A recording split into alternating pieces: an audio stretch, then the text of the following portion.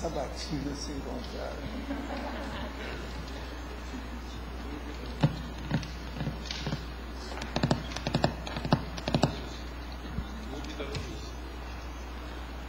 Isso aqui mostra que as pessoas têm que refletir. Vou falar, são os 4 cavaleiros do Apocalipse. Não chega, não. Certo?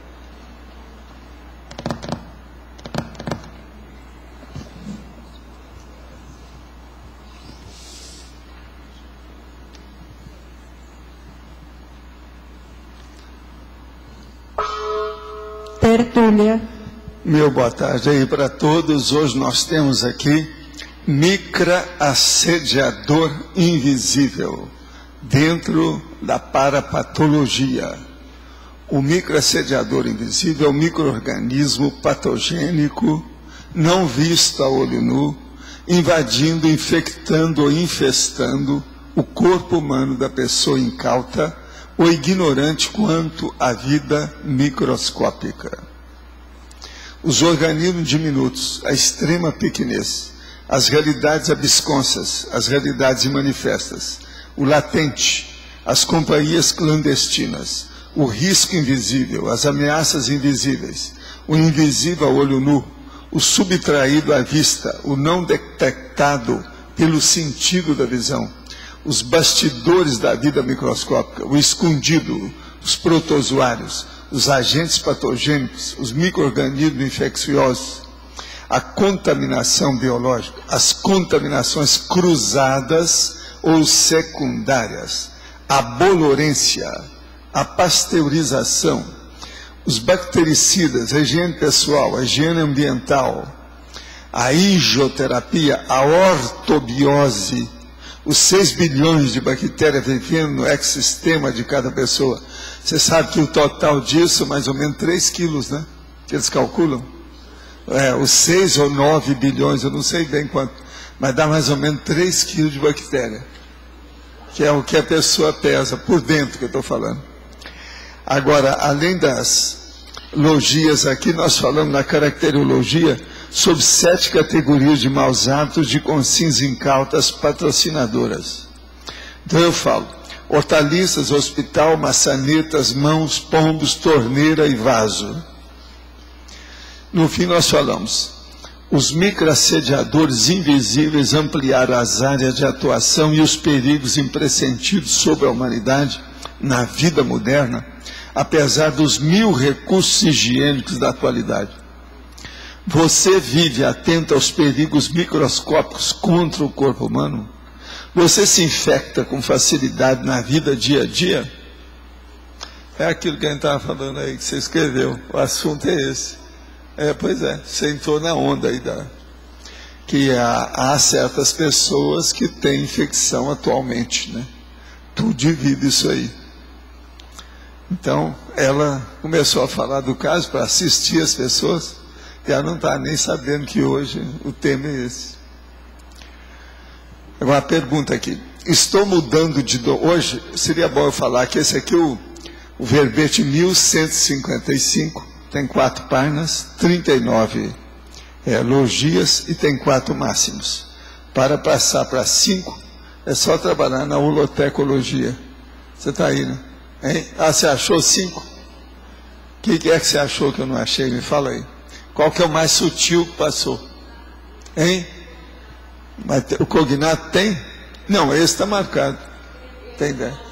Hein? Em numerologia, sim. Tem o quê? Sim. Agora, o que mais? A omnologia, o que tem? Eu não marquei. Esse aí passou, tá vendo? São 5, sim. E esse aí é o comum, é porque ele é normal, vai de todo dia. 1-0 para você. Na bola é o máximo, né? O seu marca. Mas, gente, estou mudando de domicílio de uma casa para um apartamento devido à minha companheira. Ela é a cabeça do processo de organização. Mas vou sentir falta do contato com os 2 cães e principalmente das plantas. Até que ponto a sedimentação energética positiva de uma residência pode ser desperdiçada? Você diz que desarruma arrumando. Ora, você não espalha nada? Não. É isso que eu chato. Todo mundo vê isso comigo. Eu não espalho as coisas. Tudo meu eu já coloco já nos montes certo, tudo arrumado. Não tem espalha. Me perdoa, mas realmente eu não faço isso. Não sou dessas coisas. Tem aquele cara que chega de viagem, né? Então ele faz assim, não, joga por cima da cabeça. Vai tirando da... Eu nunca fiz isso. Meu tudo é arrumado. Qualquer coisa minha é arrumado. Agora, se eu sou maníaco, se eu sou irmão do Monk, isso é outra coisa. Isso aí é um problema de vocês. E outra coisa, estou pouco ligando para o que vocês pensarem a esse respeito. Nisso aí, eu não vou no bico. O problema não é fácil. Agora, ó, o Freud e vários desses da psicanálise e da psicologia, eles falaram que a coisa mais séria de um líder é que o liderado não consegue fazer as coisas que o líder faz. Por isso que ele é liderado. Entendeu? Agora, nisso aí eu não estou falando que eu sou líder de vocês. Mas veja, em matéria de organização, eu acho que o resto é liderado. A maioria dos lugares que eu já fui tem espalhamento. Existe a bagunça, a anomia, a anarquia. Eu nunca fui assim. Agora é tudo comigo desse jeito. Então eu gosto do processo de organização. Gente, se a pessoa não é bem organizada, o que falta? Ela não vai ter retilinearidade do pensamento. Tem jeito de você passar aí um atrás do outro, até chegar lá para dar para o professor Jaime. Ô Jaime, são uns 20 novos aí para você. Obrigado, hein? Isso aqui é uma beleza, é um negócio da construção do tijolo. Vai fazendo, acaba construindo. Ó, deu certo, tá vendo? Ó, se está cheio, dá para chegar até lá. Exatamente 5 passos diferentes. Agora aqui outra. Na premissa de sermos micro-universo consciencial, várias consciências nesse universo estão sob nossa responsabilidade e comando. Por exemplo, as bactérias. Existe algum tipo de consciência planetária autônoma? Ao que me consta, não tem não. Agora, consciência planetária, aí você está falando, consciência que vive no planeta, tá certo? Que não existe esse negócio da consciência que seja do planeta inteiro. O que é lusco-fusco de bom humor? Eu expliquei isso ontem. A pessoa leu, mas não ouviu, né? E nem viu, não é isso? Lusco-fusco é a hora que a pessoa tem instabilidade emocional. Isso aí atinge o máximo dentro do transtorno de humor, que hoje é muito falado aí. O transtorno de humor é um processo da bi. Vocês sabem o que é bi? Está na moda. Altos e baixo, é o lusco-fusco, é cima e baixo, senta, levanta, instabilidade, entende? Agora, como podemos gerar mais transparência, não só na tertúlia, mas em toda a CCCI? Primeira coisa, sendo transparente, não é? Sendo autêntico, sendo agente, sendo explícito, sendo sem nada para esconder. Isso é que eu acho, não tem outro jeito, isso aí não tem milagre, é a pessoa que tem que ver. É falar as coisas sem ofender ninguém, sem entrar contra os direitos dos outros, mas falar, dar opinião.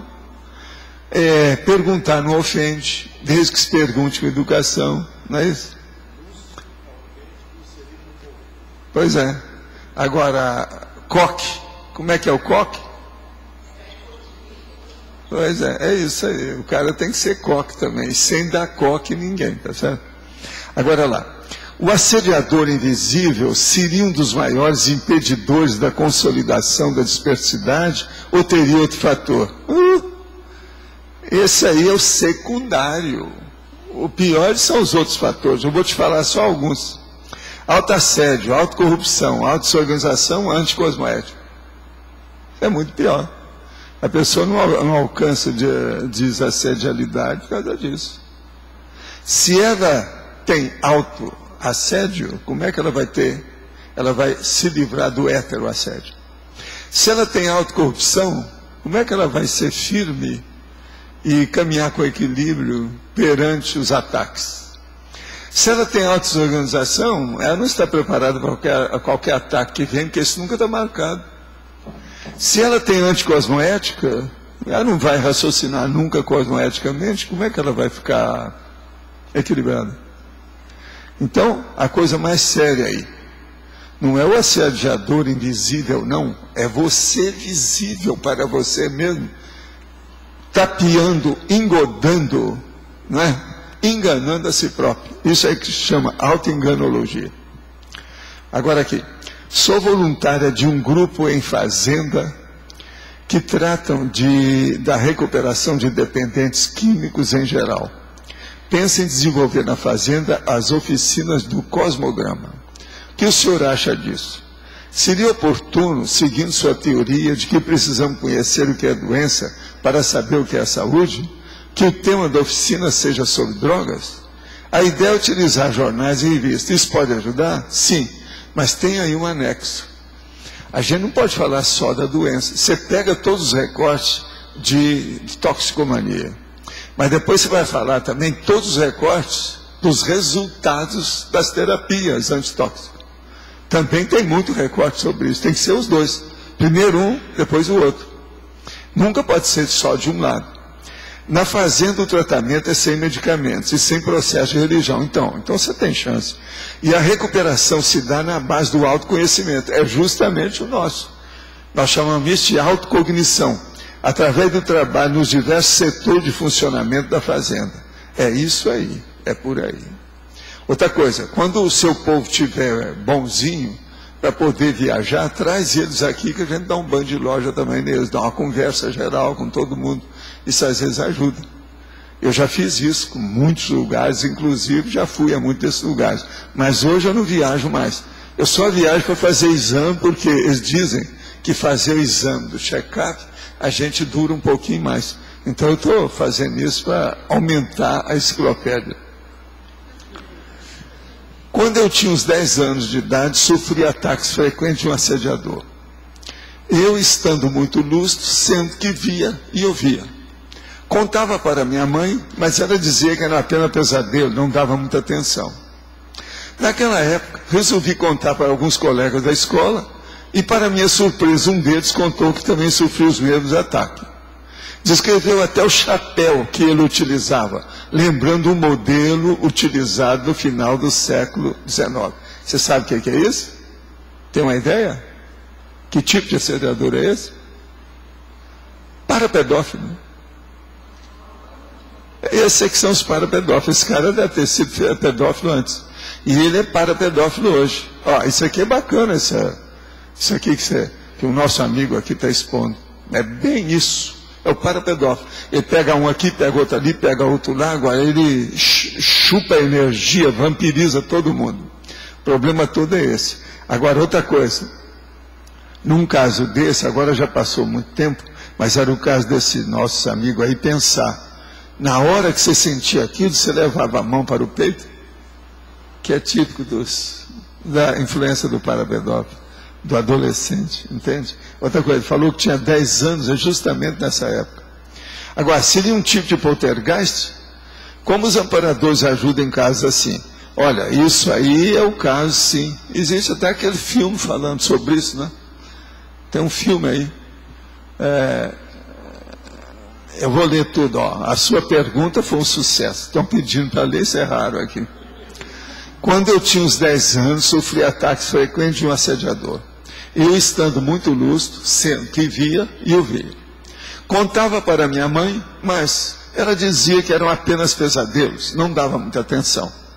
Naquela época, resolvi contar para alguns colegas da escola, e para minha surpresa, um deles contou que também sofria os mesmos ataques. Descreveu até o chapéu que ele utilizava, lembrando um modelo utilizado no final do século XIX. Seria um tipo de poltergeist? Como os amparadores ajudam em casos assim? Agora veja, eles ajudam fazendo força para retirar o assediador de perto das crianças. Agora, ele é o parapedófilo clássico. Isso aí, a gente vê muito disso.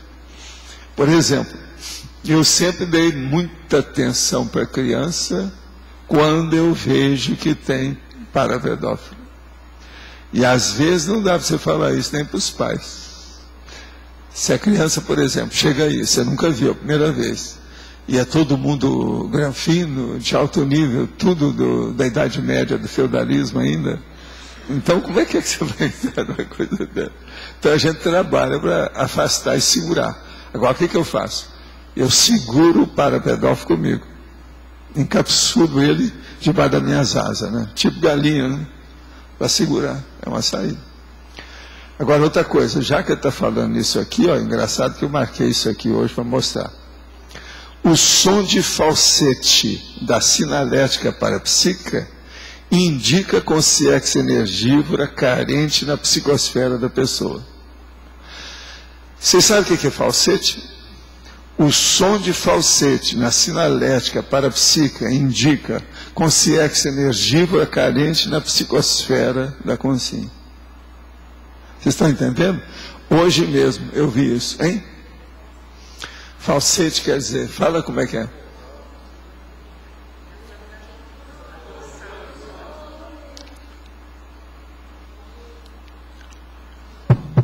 É quando se tem a obtenção de um som agudo, mas de maneira forçada, não natural. Então, por exemplo, o cantor que faz a voz em falsete, a voz artificial. Eu resolvi escrever isso hoje, porque hoje eu recebi uma consciência dessa. Ela veio e me deu até pena da história, para ver se ela... Agora, é justamente, são aquelas que nem sabem às vezes que são assediadoras. Ouve. A gente escuta direitinho, e é aquele negócio, um som atrapalhado. Eu geralmente escuto no meu ouvido esquerdo, esse tipo aí no ouvido esquerdo. Mas eu escuto nos dois lados, depende do que é. Hein?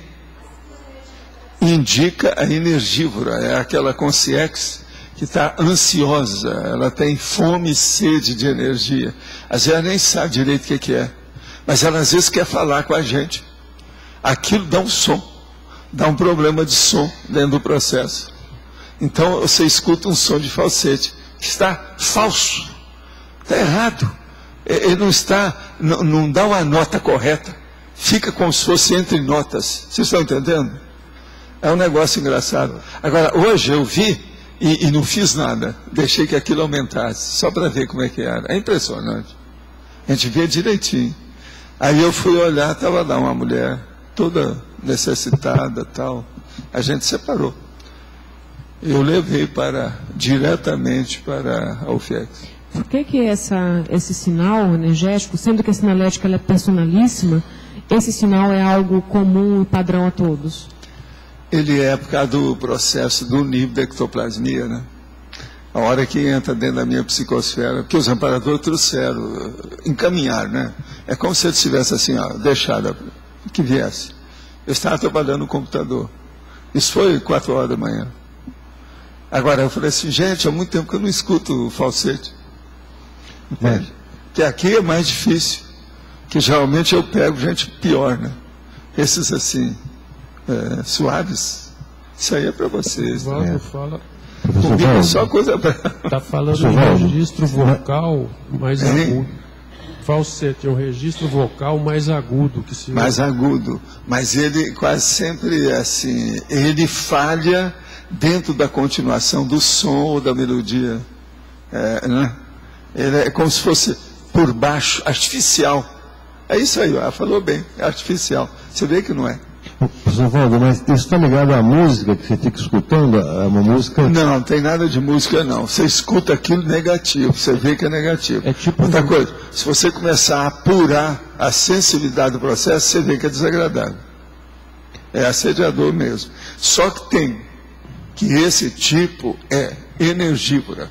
É uma consciência, coitada, que às vezes nem está sabendo o que se passa. Essa mulher aí, por exemplo, ela vai ficar boa, pela situação que eu vi. Mas não seria uma música que você ficaria escutando, não, né? É um som, eu sou diferente. Dentro da minha sinalética, eu tenho de tudo quanto é tipo. Agora, essas de ouvido são as mais sensíveis que eu tenho. Entende?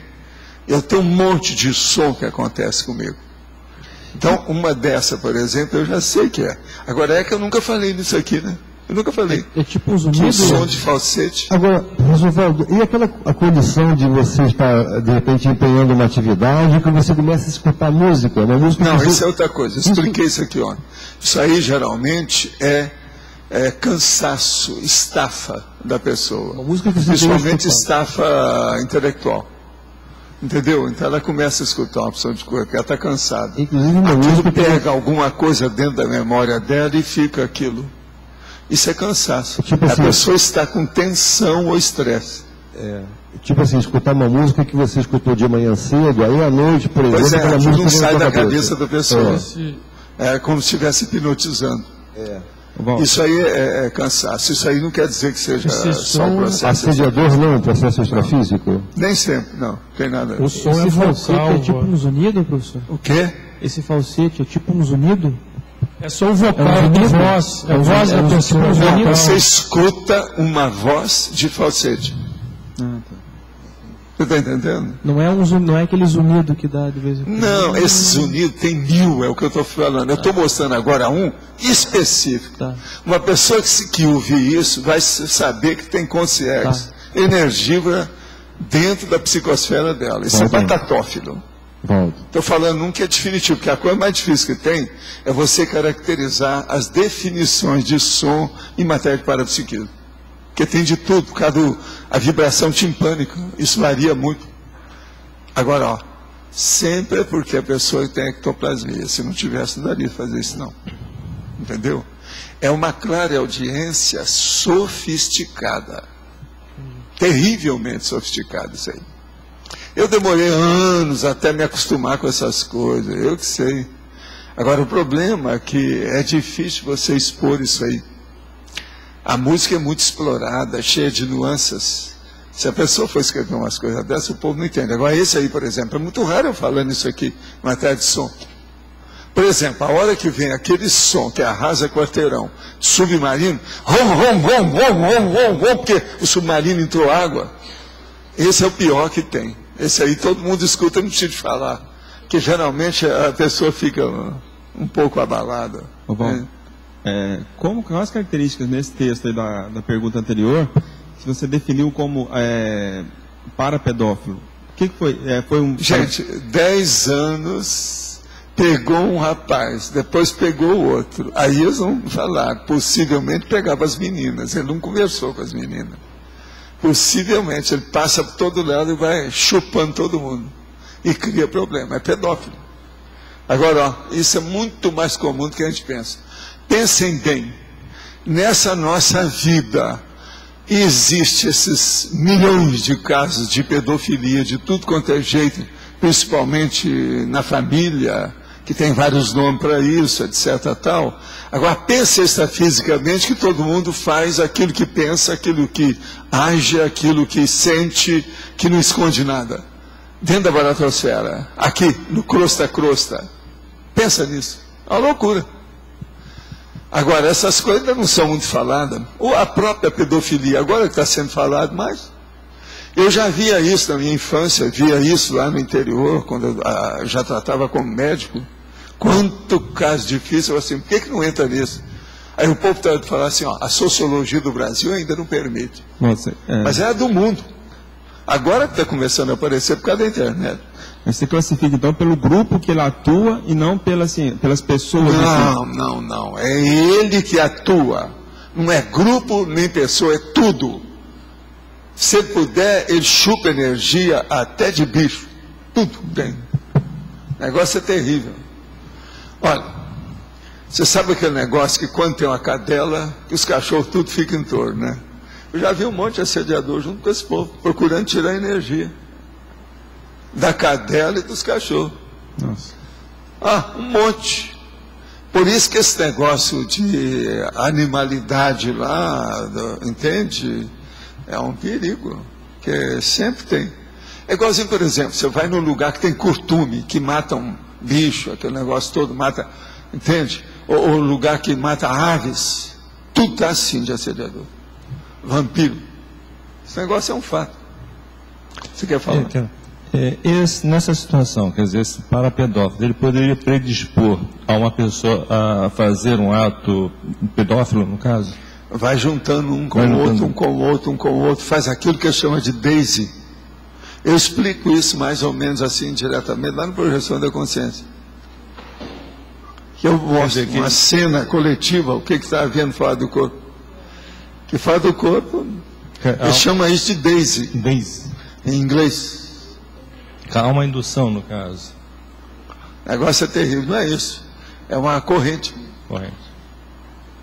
Você está entendendo? O negócio é sério. Agora, gente, ó, se alguém quiser ver, aqui está o negócio do put que eles pegaram da internet para a gente, ó. Está o put aqui com o Reagan. Aqui. Está ele aqui. Tem aqui, preto e branco e colorido, se alguém quiser ver. Tá certo? Agora, outra coisa. Eu falei para vocês sobre a revista da psicologia. Agora, hoje eu trouxe outra coisa para vocês verem. Front page. Folha de São Paulo e Estado de São Paulo. De ontem, sexta-feira. Está aqui marcado 7 manchetes, tudo iguais, de um lado e do outro. Então eu digo para vocês, separados ao nascer? São os mesmos que fazem o front page dos 2 jornais? Eles combinam? Tem alguma coisa dos bastidores que eles sabem o que é mais importante? Porque tem coisa aqui que é muito mais importante que isso, que eles não puseram. Agora eu vou ler para vocês quais são os temas. Grampos da Polícia Federal indica doação ilegal. Bancos terão mais 50 bilhões no crédito. Manaus, caiu no céu, lá, um processo de um avião cargueiro, uma turbina. Dona da Daslu é condenada a 94 anos. Lula e os banqueiros louros de olhos azuis. Depois, um pacote sem plano. E, chegou o filme. Tudo na primeira página, são 7 notícias. Aqui, ó, tudo a mesma coisa, tudo marcado. Quem quiser ver, está aqui. Agora, então, eu pergunto a vocês. Nunca pegue um jornal junto com o outro. Compra um ou compra outro, não vão ler os dois, vocês vão perder tempo. Tudo é repetido. Agora, veja. Eles devem ter um cara que fala, ó, como é que é? O que nós vamos colocar hoje aí? No telefone. Não, hoje vai ser isso. Gente, é demais. Está aqui. Quem quiser ver, está aí, ó. Isso é que é o estudo do cosmograma. Você quer ver? Passa lá para ele, lá para nós. Isso é de ontem. Pois é, alguém precisa descrever.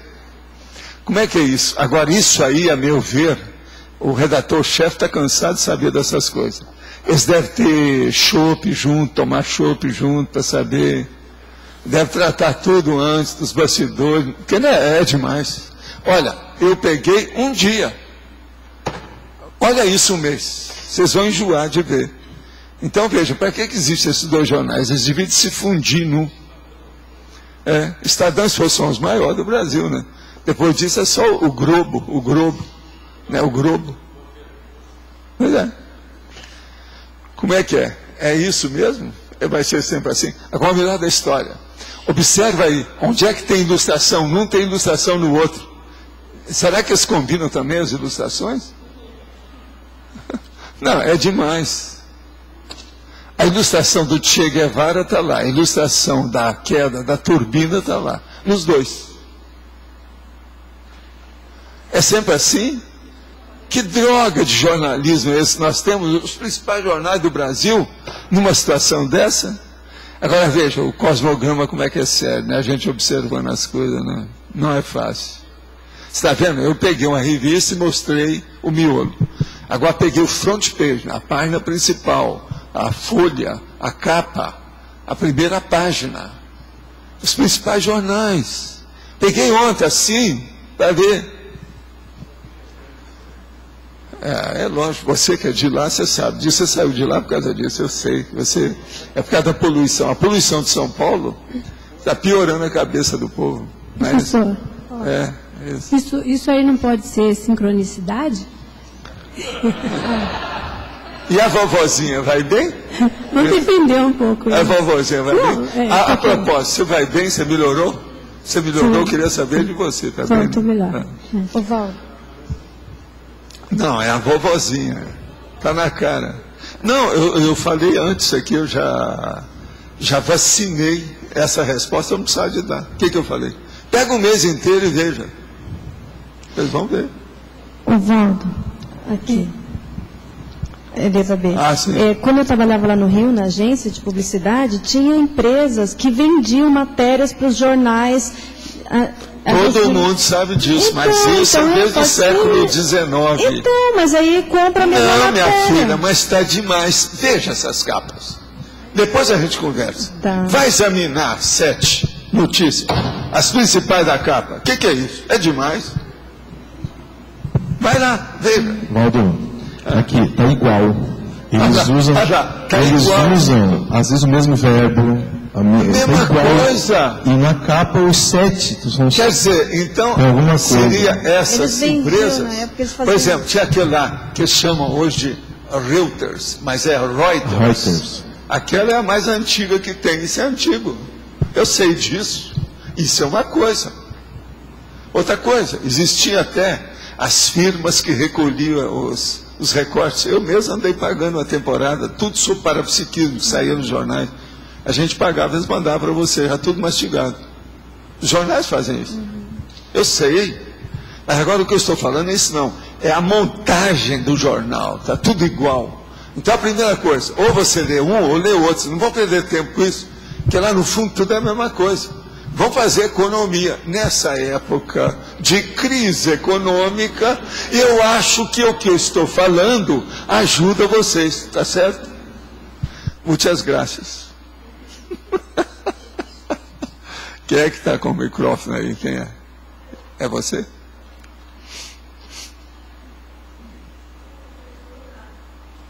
Na patologia, na quinta linha, no final da quinta linha, as contaminações cruzadas ou secundárias. É a hora que vem aquilo que hoje na medicina eles gostam muito de falar. Sempre existiu, mas só a hora que eles falam muito. Chama-se comorbidades. Devido à psicologia, estão usando muito isso. Comorbidade. Comorbidade é a hora que junta uma doença com outra. Ela se casa e cria uma outra doença. É o sinergismo patológico. Aquilo, então, uma potencializa a outra.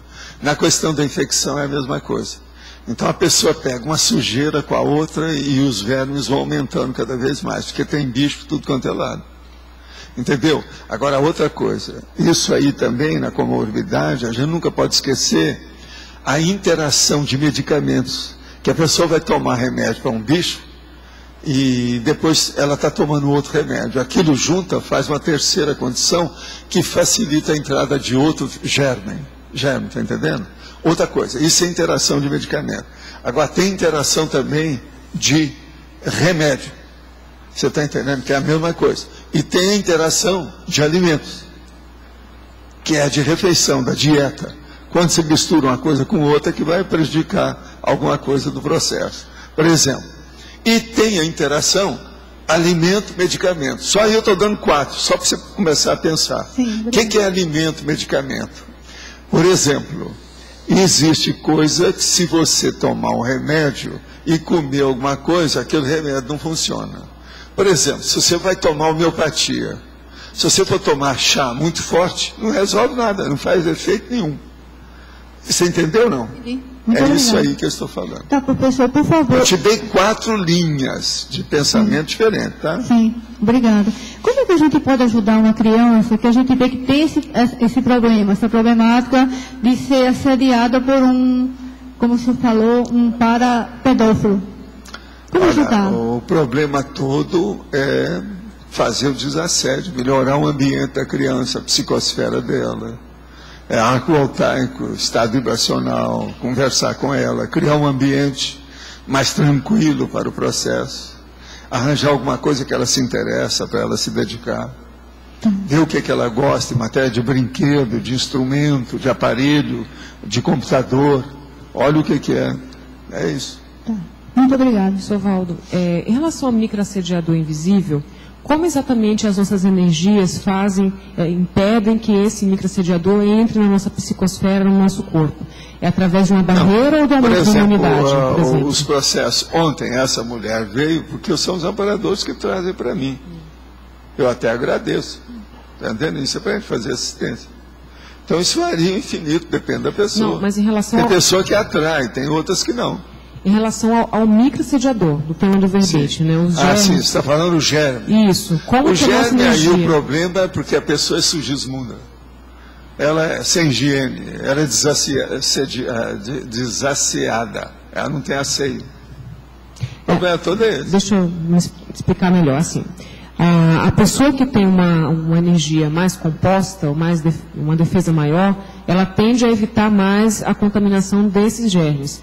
Aí eu queria entender se isso é feito... Não é bem ou só não. isso, não. A imunidade da pessoa, a imunologia, o sistema imunológico, ajuda.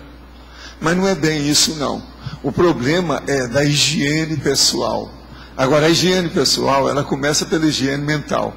Essa higiene mental é devido à higiene consciencial. Então tem uma higiene consciencial, higiene mental e higiene corporal ou somática. Aí é que é o negócio.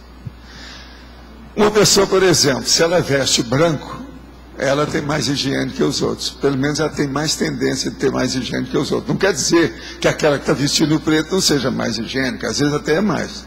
Mas o que eu estou dizendo, a predisposição da pessoa que veste branco, ela não tem medo de sujar a roupa, porque ela é higiênica. Você está entendendo, não? Então, isso é uma coisa muito séria. Outra coisa também, não é só ter medo de não sujar a roupa, ela muda a roupa quando precisa.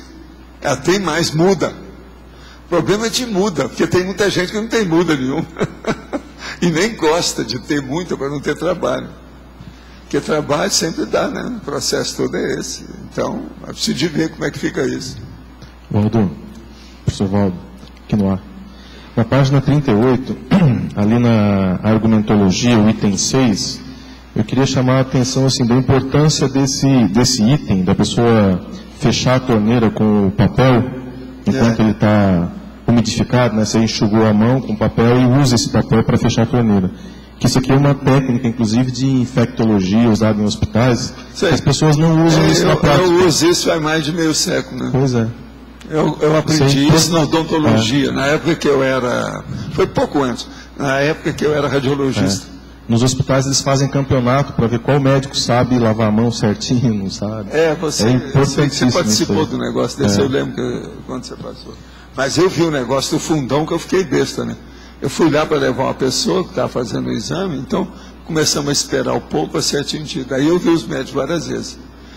Lavou a mão, pegou nos doentes todos, mexeu na opção de coisa, não foi, e tinha uma pia com torneira lá. Aquilo o tempo todo, ele não lavou a mão. Quer dizer, eu falei assim, aqui faltou higiene, esse cara aí não teve aula de higiene. Aí, às vezes põe o dedo no olho, né, Valdo? No dedo no olho, no nariz, no ouvido, você está entendendo? Na boca. O carro é assim. Foi embora. Agora, esse aí é um deles, né? O processo da torneira. Mas tem muito mais coisa por todo lado, né?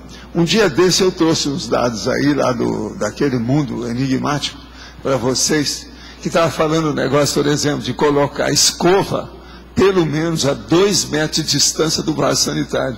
A escova de dente. Essa é mais sutil ainda. E isso é verdade. É uma necessidade. Agora, veja, você chega num banheiro, o cara tem um banheiro de 1 metro quadrado, como é que é? Tudo lá está dentro de 1 metro quadrado. Ele está na metade da geopolítica. Não, a geopolítica, isso aí é o processo da geopolítica. A geopolítica do banheiro. Quer dizer, está danado, não está? Professor, queria entender qual que é o critério que o senhor usa para colocar na fatologia os itens ali? Qual que é o critério? Colocar o quê? Os itens, por exemplo, microcediador... Por que a parapatologia? Não. Qual que é o critério que o senhor usa para montar a fatologia, por exemplo? O senhor colocou o microcediador invisível... que seja mais importante, como assim, uma síntese do assunto, para o povo entender mais rápido. Então, eu coloco bastante sinônimo, coisa parecida, aquilo que tenha aproximação simples, que é o melhor. Então é por ordem de abrangência. Por ordem de abrangência. Não é. É por ordem do próprio tema. É o tema que orienta a pesquisa. São os fatos que orientam a minha pesquisa. Então, por exemplo, tem tema que é grandão, tem outros que não é. Eu quero só contar uma coisa para você. Isso também tapeia a gente muito. eu resolvi escrever um negócio que você mesmo tinha lá dado palpite, que eu sabia que precisava. Então, eu estava lá no holociclo quando eu resolvi, então, falar sobre o assunto. Agora, o que é o assunto? É a para-excursão interplanetária do curso intermissivo. Eu já toquei muito nesse assunto, já falei assim, mas nunca escrevi nada para valer. Agora, eu sentei, numa hora eu fiz o verbete. Praticamente sem ver nada. Agora eu vou ver o que Adriano escreveu, o que é que eu tenho nas minhas coisas, vou ver os 4.700 páginas, o que tem pelo Find. Então você veja, eu fiquei até surpreso comigo, tanto de coisa que eu sei disso. E por que é que eu nunca juntei isso? Quer dizer, eu sou um burro. Você está entendendo? Eu não vi a prioridade disso. A primazia do processo lá dentro. Agora veja, por que é que eu quis escrever? Que eu quero fazer aquele livro do mega fenomenologia. Esse aí é um deles. Você está entendendo? Precisa de colocar. Agora, tem vários ali que eu ainda tenho que estudar. Eu tenho que trabalhar aquilo. Um dia desse eu dei uma listagem daquela para o Antônio ver. E ele viu um pouco e me entregou logo. Ele ficou com medo, acho. Me entregou logo. Parecia que o negócio estava quente na mão dele. Mas você está entendendo? Então veja, esse aí. Eu já não vi nada e nem vi nada daqui. Eu só vi do lado de lá. Então comecei a colocar tudo que eu pensei. Agora, não é fácil. Tem uma opção de coisa ali interessante sobre o assunto, do ponto de vista da parafenomenologia. Agora, eu fiz o verbete, 3 páginas já, rapidinho, está entendendo? Assim, de uma sentada. Você está entendendo? E outra coisa, de cara eu vi que ele tem 6 máximos, sem consultar nada. Agora, por quê? Porque o processo é parapsíquico. Dentro dessa área, às vezes eu tenho mais facilidade do que falar dos troços daqui. Já nos outros aqui, o senhor faz por ordem alfabética, né? Nos outros aqui... Não, alguns a gente põe em ordem alfabética. E outra coisa, alguns você põe em ordem funcional. Uma ordem lógica, racional. Inclusive aí dentro, às vezes tem ordem racional. Esse aqui precisa examinar se tem ou não. Alguma coisa tem, pelo seguinte, tem um aspecto negativo que está tudo lá no fim, ali, ó. É a hora que começa ali, ó, quer ver? Os refugos aqui, a cacaria, a poluição, a entulheira, os entulhos, esterqueiros, mofo, está tudo negativo. É a hora que começa uma enumeração horizontal. Você está entendendo? Essa aí é negativa, essa aí é a patológica propriamente dita. Agora, tudo isso são técnicas. Se, por exemplo, nós vamos colocar isso como sendo máximos, aqui é mais um máximo. Não é isso? Mais um. Então, na verdade, tem 6. Não é verdade? Pode falar. A penúltima linha da página 36, que é da fatologia, sim. Essa ortobiose. Ortobiose é um modo de vida segundo as leis naturais. Mas, eu peguei, né? O que é que está falando? Mas aí, lê aí, deixa eu ver se o dicionário modo de vida segundo as leis... Como é que é? Modo de vida segundo as leis naturais. Tá certo. Tá, mas... Isso aí é o grosso popular. Eu queria saber, porque ela é uma faca de 2 gumes, sei lá. Pois é, não, mas é porque aí eles colocaram para todo mundo entender. O dicionário está falando a linguagem popular. Agora, a ortobiose é o processo da defesa máxima, com máxima de racionalidade da biologia humana, no caso nosso. Ah, sim, mas então, no sentido do dicionário dá impressão... Você está entendendo? Defesa da biologia humana. Então, aqui seria o sentido mais positivo em relação... Não, aí é a linguagem popular. Eu estou te dando a linguagem técnica. A técnica... Agora, orto quer dizer aprumado, equilibrado, correto, sadio... Entende? Tudo para cima, evoluído. Então, mas essa agora, biose é a própria vida em si. Agora, a ortobiose, a ose que dá aí, mostra que é crônico. Então, isso tem que ser uma coisa para sempre, o tempo todo. Então, a ortobiose é um equilíbrio permanente de você contra os bichos. Então, mas a definição técnica dá para entender bem aqui. Essa definição do dicionário eu fiquei... Não, você hoje está muito técnico demais. Você já está esnobando a linguagem popular. Mas a gente não pode esnobar. Eu vou a gente tem que viver com as duas. Com as duas não, com 3, com 4, com 5. Quais são as outras? A linguagem erudita, a linguagem culta, a linguagem moderna, cada uma tem o seu jeito. Eu vou mandar uma carta lá para o pessoal. Outra coisa, a linguagem latina, a linguagem esquerdista, que é o processo político, aí é o do Lógico. O Lógico não está aí, então não adianta falar. Neste caso, a linguagem técnica, ela define bem.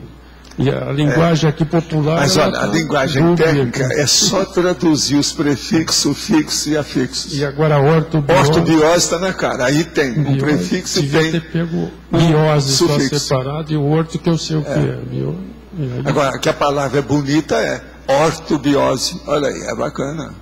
2 vezes o O. E vocês sabem que o O é que chama a atenção. Coca-Cola. Está entendendo? Lembra daquele negócio que eu já falei? Sobre a publicidade, é o que chama a atenção. Uma palavra com 2 vezes o O aberto, ortobiose, bolas, é um palavrão. Agora, essa linguagem técnica deve ser da medicina que você essa aí é da biologia, não é da medicina. Essa aí é a linguagem da biologia. A medicina é uma técnica dentro da biologia. Se eu pegasse... Nós não podemos falar que medicina seja ciência, não é. É uma técnica dentro da ciência biologia. Aqui era mais... Por exemplo, medicinologia é que seria a ciência. Tá Mas certo? você vê que às vezes, isso aí foi bom eu ver, porque às vezes o dicionário ele não define bem. Não. E se eu pegasse... Outra coisa, dicionários são quantos? Por isso que tem 50. Então, ainda bem que você lembrou, porque senão eu ia te puxar a orelha. Mas olha, deixa eu só atender aqui alguma coisa. Gostaria que o senhor falasse sobre o binômio conchavos político e cosmoética. Há congruência entre os mesmos? Sim, às vezes tem. Há conchavos político, por exemplo, que é feito dentro de uma comunidade em que às vezes tem cosmoética. Agora, o conchavo, de modo geral, ele exprime, porque a política tem muita coisa que é sujeira, ele exprime cambalacho, exprime maracutaia, exprime coisas marginais.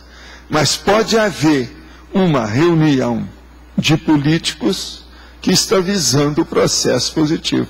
Por exemplo, essa semana aqui, o governador não juntou com o governo da região e o da próprio município aqui para atender e concluir e expandir esse hospital. Isso é cosmoético, é uma coisa positiva que estão fazendo. Muito bom. Foz tem uma série de condições dessas. De vez em quando eles reúnem. Não é só jornalismo marrom que tem aqui, não. Tem coisa positiva. Muita coisa séria. Outra coisa. Foz do Iguaçu, pelo número de habitantes que tem, talvez seja a cidade do Brasil que mais se discute os problemas sérios da vida. Devido o quê? Devido às convenções que tem aqui. Qual a cidade do Brasil que tem tanta convenção com esse poucas 300 mil habitantes que tem aqui? Eu não lembro de nenhuma. Vocês estão entendendo? Não, seminário, eventos, congressos, conchavos disso e daquilo, de tudo quanto é jeito. Agora veja, isso mostra que o povo está estudando. Aqui nós temos muita gente que ainda é apedeuta, ok, mas toda a população tem. E na cidade fronteira isso também é normal. Mas, em compensação, o número também de gente que sabe das coisas não é pouco aqui, não. Então, o que eu quero falar é em relação à demografia, com 300 mil habitantes. Todos esses fatos discutidos, é ou não é? Você que trabalhou na área da educação, você deve ter visto isso. São os tetos, os maiores aparecem aqui, as maiores autoridades vêm aqui, os maiores políticos estão aqui. Congressos de vários ramos científicos, medicina... Agora, tudo é devido Foz ser a capital da Trifron. É o processo das fronteiras. São 3 países e o Mercosul no meio, né? Então, são vários países simultaneamente. Outra coisa, em cima do Arquivo Guarani. É muita coisa. Com Itaipu por cima. O que vocês querem? Vocês sabem que eu fui lá para ver a exposição nossa, né? Eu estava esperando que alguém falasse nisso, ninguém falou nada. Vale a pena vocês ir ver a água boa e ver o processo lá que nós fizemos também aí, que a turma fez aí da holoteca com tudo. É uma beleza a exposição. Pois é, consciência aí, né? E como é que chama os dois galãs lá, o casal?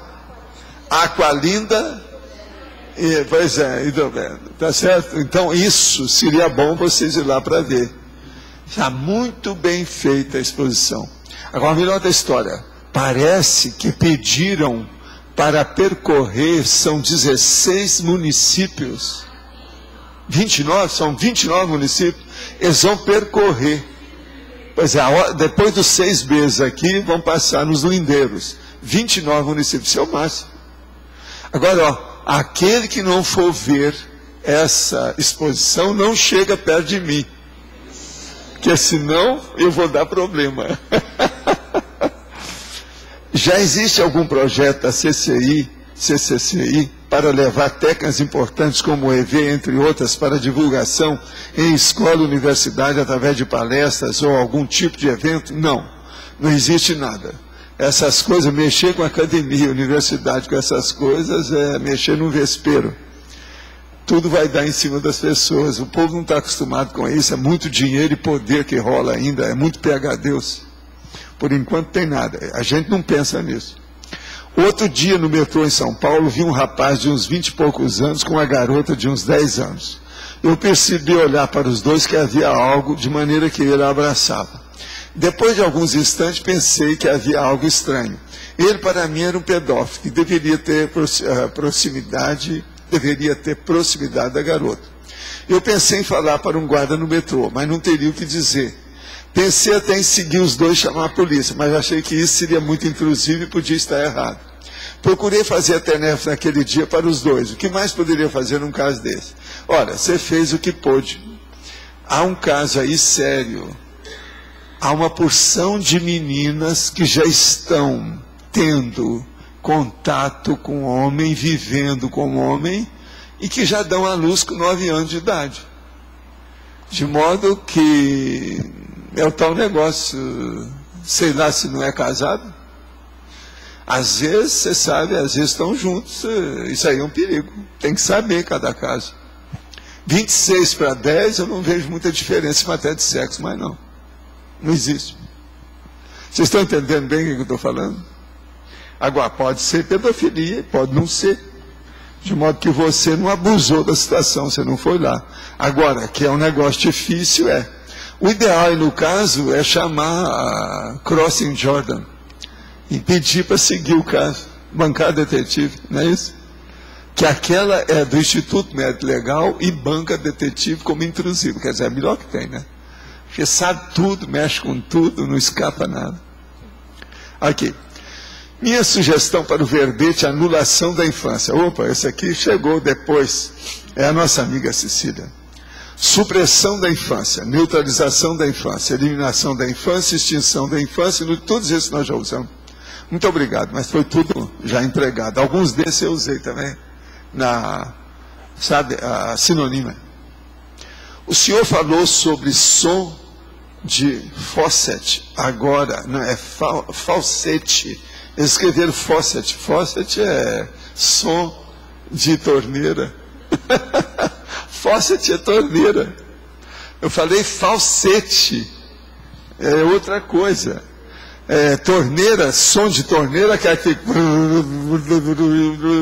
Tem até vários nomes. De torneira de encanamento. Tem vários nomes também para isso. Sabe, aquele negócio de bater, etc. Não é isso? É outra coisa. O senhor falou então sobre som de faucet, agora há pouco. Eu ouvia som saindo do quarto da minha avó, e quando entrava verificava que ela estava dormindo. Era um som alto, mistura de um grito com lamentação. Seria isso? Ela tinha muita energia de fato. Seria ela uma ectoplasta? Olha, isso aqui está difícil de falar. Não é bem isso não. Grito com lamentação é uma coisa. Valdo, o que nós estamos falando é outra. Posso ajudar em relação a essa questão? Quem conhece umas bandas de rock assim, tipo U2, Bono Vox, esse cantor Bono Vox, ele canta muito em falsete. Sai daquele agudo e vai naquele agudo forçado. Isso. É esse que é o falsete, não é? Que você está querendo escrever? Falsete é isso. É isso aí. Li na entrevista Mente e Cérebro deste mês a respeito da dependência à nicotina causada já no primeiro cigarro tragado, causando alterações cerebrais definitivas e irreversíveis mesmo com a parada do vício. Essas alterações causadas pelo tabaco causam impressão definitiva também no paracérebro, como se fossem tatuagens feitas a fogo. O tabagista dessa vida nascerá com a predisposição a esse vício na sua próxima vida intrafísica? Às vezes tem processo que às vezes fica de uma vida para outra, mesmo que o negócio seja orgânico. Agora, eu não admito isso aqui, que se a revista escreveu o que você está falando, eu não admito isso não. O cara só porque fumou um cigarro, que eu sei é crack, que às vezes faz um negócio desse. Mas cigarro não. Se fosse assim, todo mundo aqui estava tabagista, porque o tanto que a gente já fumou sem querer através dos outros, eu não acho. Isso aqui está mal contado. Agora, essa revista às vezes ela é exagerada. Mente e Cérebro, ela é muito boa, mas é exagerada. De vez em quando eles fazem assim uma média com a situação e amplia essa média do problema. De modo que aí não é bem assim. Agora, tabagista, processo de heroína, problemas assim, tem uma opção de coisa que a pessoa às vezes já está predisposta já de outras vidas assim, principalmente problema de alcoolismo. O jornalismo brasileiro está infestado de preguiça, desorganização e autovendagem. Aqui é um jornalista que está falando. O jornalismo favorece a intelectualidade, o parapsiquismo, mas precisa de maior apoio e engajamento participativo de toda a sociedade. O caso relatado comprova, mais uma vez, que a única solução para a comunicação e a informação prioritária está no online. Como conscientizar as pessoas a investir no jornal impresso, que documenta e registra os fatos, e além disso é mais acessível? Vamos trabalhar. Agora, veja, o online, nós estamos trabalhando com ele, né? Não pode falar, né? A gente está dizendo. Agora, quem falou aqui é um jornalista profissional, tá certo? Gostaria que o senhor comentasse a respeito das pessoas com mania de limpeza. Sim, é o Monk. É só ver o seriado que a pessoa vai ver, não precisa de... A gente está falando muito. Agora, ele está certo. Tem uma coisa do Monk, por exemplo, que é uma coisa rara, que aquilo é loucura mesmo, mas, veja, é uma coisa para se fazer. Às vezes eles mostram na entrada do seriado, conforme o episódio, eles mostram que ele pega uma água quente, de uma chaleira lá, não sei de onde que vem, e lava a escova de dente. Ele está certo nisso. Mas veja, ninguém vai pegar uma chaleira para limpar a escova de dente todo dia. O negócio é que tem que cuidar a escova de dente para não ficar impregnada de germes. Aí é que é o negócio sério. Então, por exemplo, uma água quente da torneira para limpar a escova, eu faço isso há muitos anos. Quer dizer, não uso chaleira, mas que é muito engraçado ele pegar lá em cima da... e está muito bem filmado o negócio. Então, veja, o problema de limpeza, mania de limpeza. Mania de limpeza é um processo sério que não é só psicológico, é um processo psiquiátrico difícil. Eu sei de um caso que era uma pessoa que eu quis ver se conversava pessoalmente e não consegui.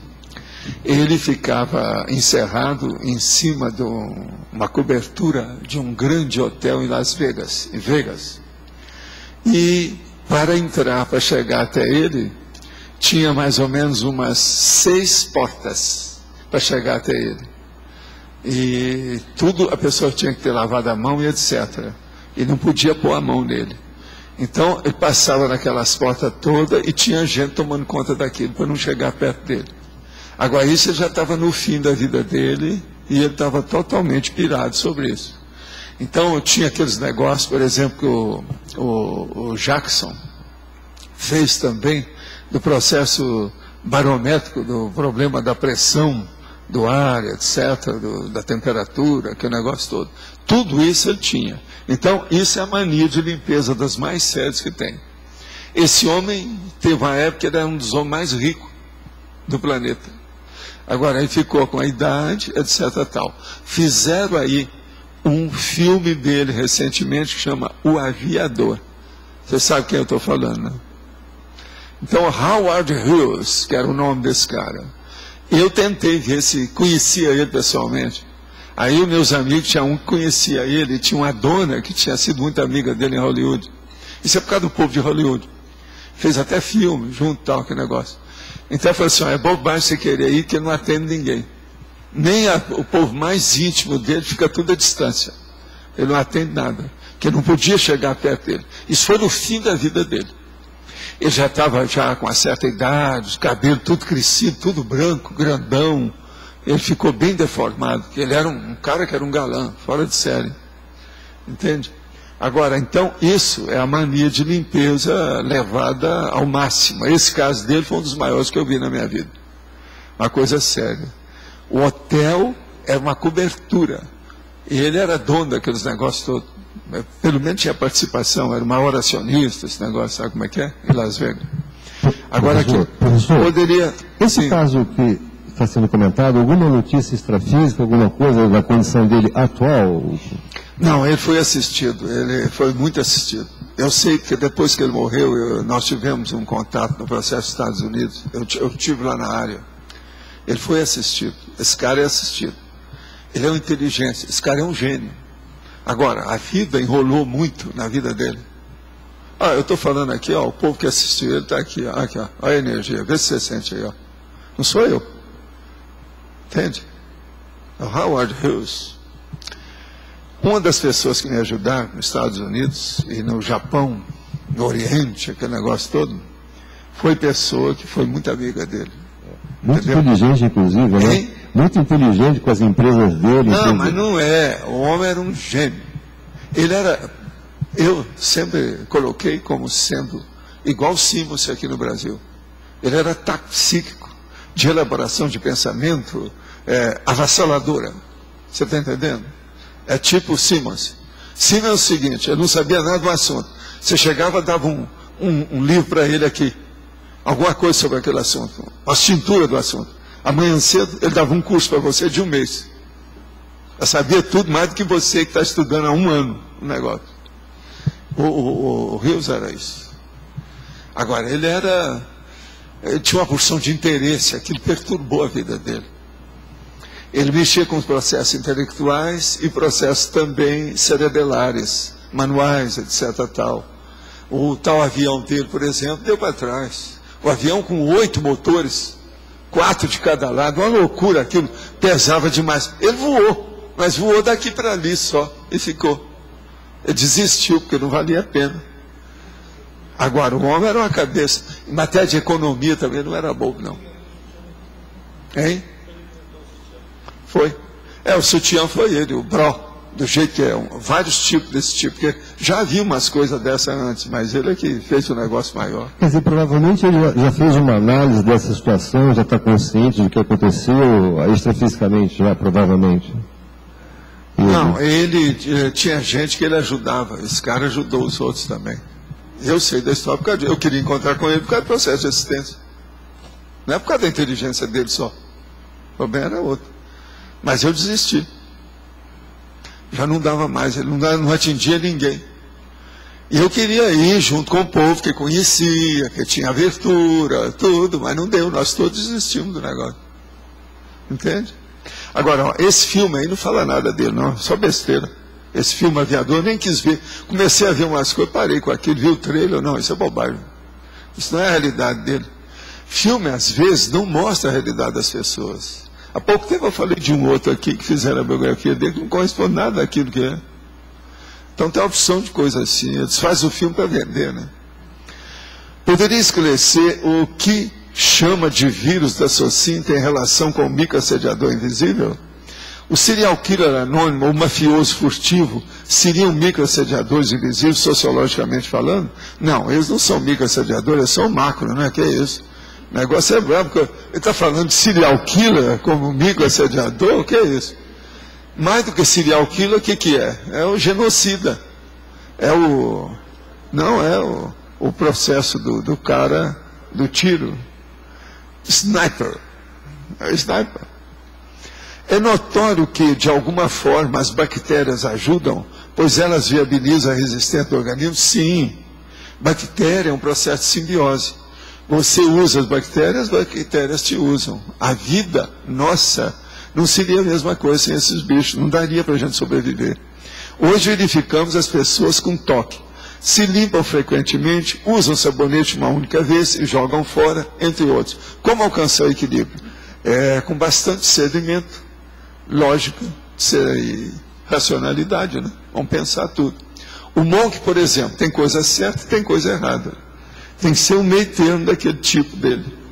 Mas quem é contra o monge, tudo que ele faz está errado. Professor, sobre os transtornos alimentares, no caso da bulimia, anorexia, pode ter a presença de microassediadores sendo implantados por macroassediadores? Não, geralmente eles não fazem isso, porque isso aí daria muito trabalho. Eles fazem coisa mais fácil. Eles facilitam o jeito da vida para a pessoa ir para aquilo. A hora que abre o caminho para ela, para o pior, ela se acostuma com aquilo. É a turma da lei do menor esforço. Aqueles que empurram com a barriga são esses que entram nisso. Agora, é uma pena, por causa do processo bioquímico, que muda a pessoa. A pessoa que quer comer demais, depois chega num certo ponto que ela deixa de comer. Agora, você sabe que é assim. Uma pessoa está obesa. Ela tem que fazer uma dieta restritiva, bem séria. Tem que diminuir o peso. Chega lá pelas tantas, ela diminui tanto que ela acostuma com aquilo. Pode chegar a um ponto em que ela fica o contrário mesmo. Ela aí vira anoréxica. Então, tudo tem que ter o meio termo e saber equilibrar. Não pode passar da conta. Remédio é assim, comida é assim, exercício é assim, tudo que a gente faz é assim. Tem que ter o meio termo. Se passou, se exagerou, se houve um excesso, se radicalizou, pronto, o negócio está para trás. Isso aí é que é difícil. Vocês prestem atenção. Quem nunca fez uma dieta alimentar, você vai ver que você começa a fazer a dieta seriamente. Dentro de 10 dias, você se desinteressa pela comida. Tudo aquilo que você interessava antes, você perdeu. É aí que vem o turning point. É a hora da mudança. Se a pessoa não tiver cuidado, ela pode ser anoréxica. Daí a pouco, não, eu não quero comer mais nada. Então é como se ela tivesse raiva, que ela não pode comer o que ela gostava. Então também não vou comer mais nada. Você está entendendo? Existe disso tudo. Há uma tendência da pessoa. Isso é da natureza humana. Eu já tive que trabalhar com esses tipos de pessoas de tudo quanto é jeito. Anoréxico e, entende? E o excessivo. Outra coisa, queria falar com o senhor é o seguinte, sobre o tabagismo, houve uma pergunta aí, a questão da repercussão em outras vidas, né? No meu caso, eu tenho enfisema pulmonar e eu nunca fumei, mas fui fumante passivo, mas eu deduzo que o meu caso seja mais de paragenética, trazido de outras vidas, porque não, às vezes também é genética. Olha na sua família. Não foram tanto. Olha na sua família, como é que são os pulmões da sua família? Bons. Tem que olhar isso. Não tem nada, não tem ninguém. Teve um caso de enfisema. Ninguém com enfisema? Muitos fumantes. Eu fui uma dos que não fumei e fiquei com o problema. Então eu acho assim, que no meu caso, eu acho que eu fumei eu brinco que até charuto. Agora, precisa de ver o parto. Outras vidas. Precisa de ver seu parto também, para ver como é que foi.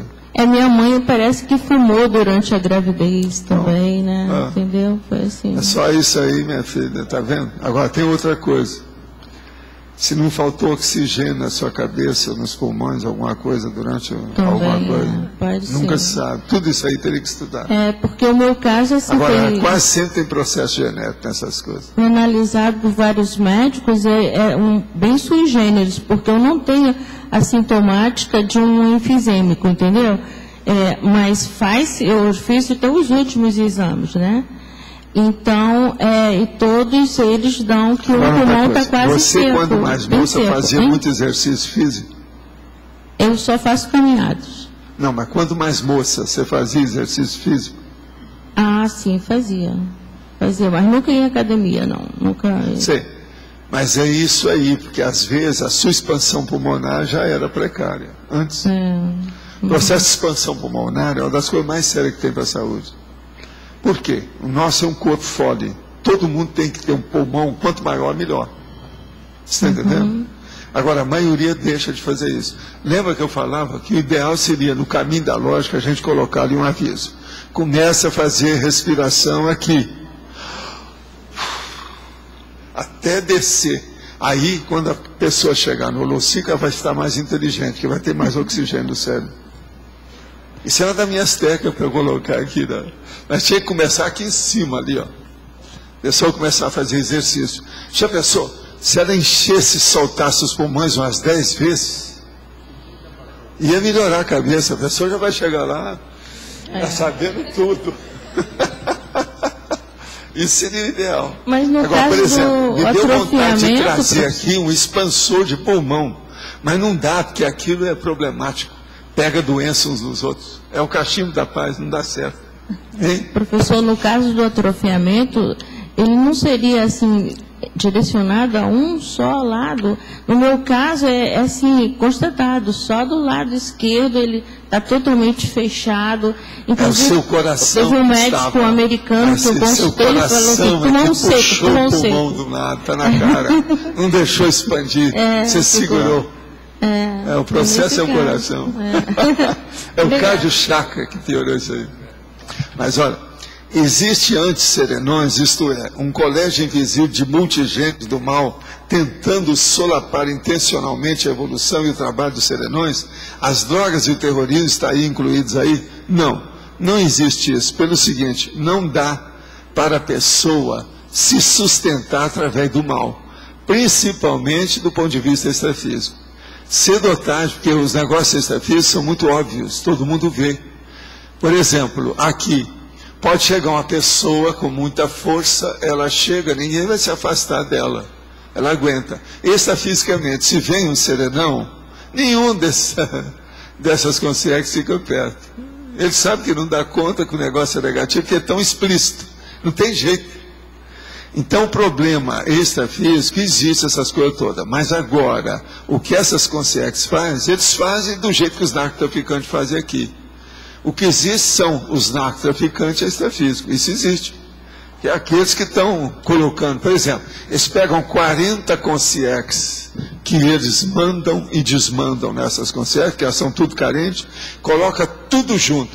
Aquelas energias negativas das 40 vão atuar em cima de uma instituição, de um ambiente, de uma casa, de certas pessoas. Isso tudo eles fazem. Isso é outra coisa.